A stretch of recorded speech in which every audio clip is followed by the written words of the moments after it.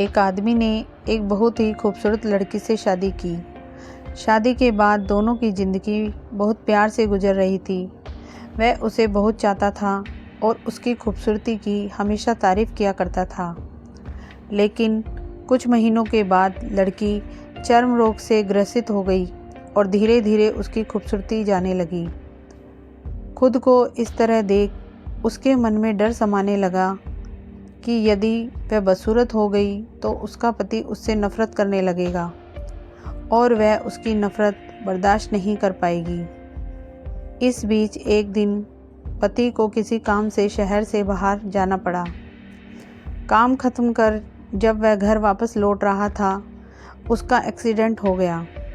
Accident में उसने अपनी दोनों आंखें खो दी, लेकिन इसके बावजूद भी उन दोनों की ज़िंदगी सामान्य तरीके से आगे बढ़ती रही। समय गुजरता रहा और अपने चर्म रोग के कारण लड़की ने अपनी खूबसूरती पूरी तरह गंवा दी।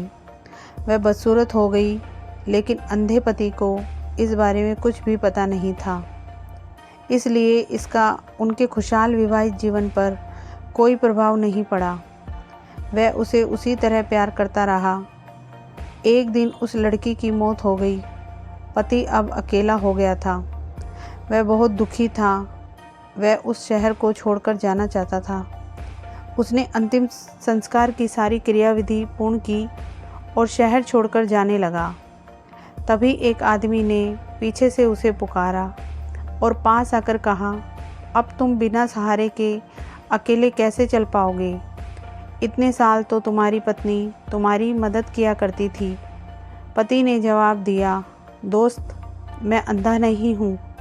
मैं बस अंधा होने का नाटक कर रहा था, क्योंकि यदि मेरी पत्नी को पता चल जाता कि मैं उसकी बदसूरती देख सकता हूँ, तो यह उसके रोग से ज़्यादा दर्द देता।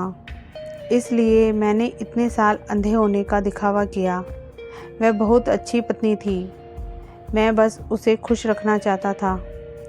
सीख: खुश रहने के लिए हमें भी एक दूसरे की कमियों के प्रति आंखें बंद कर लेनी चाहिए और उन कमियों को नज़रअंदाज कर देना चाहिए। Thank you.